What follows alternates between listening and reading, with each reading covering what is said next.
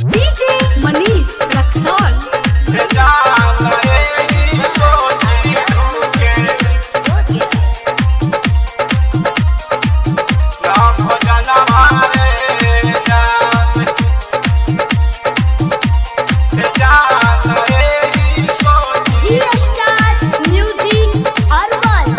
दिन दिन बढ़ल जाता वायरस कोरोनावा रे जान। दिन दिन बढ़ल जाता वायरस कोरोनावा रे जान। जान वायरस कोरोनावा रे जान। जान एही सोची ढूके न भोजनवा रे जान एही सोची ढूके न भोजनवा रे जान। लगता कि बाजी नाही हमनी के परनवा रे जान।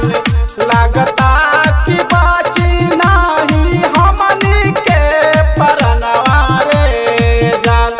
जान हमनी के परनवा रे जान एही सोची ढूके न भोजनवा रे जान। एही सोची ढूके न भोजनवा रे जान।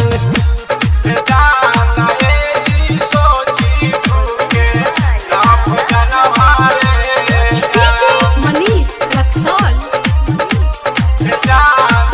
एही सोची ढूके न भोजनवा रे जान। एही सोची ढूके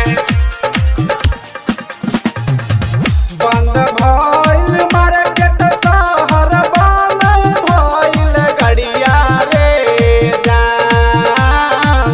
बंद भइल मार्केट शहर बंद भइल गड़िया रे जान। जान बंद भइल गड़िया रे जान।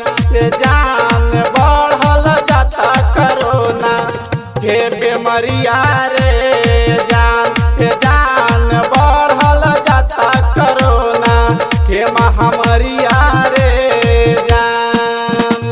डीजे मनीष रक्सौल जान एही सोची ढूके न भोजनवा रे जान। मिक्स बाय मनोज माही जान एही सोची ढूके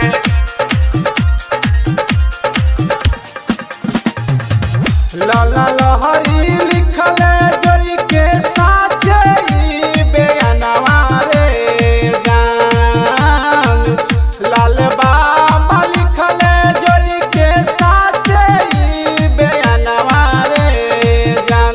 रे जान साचे ई बेअनवा रे जान।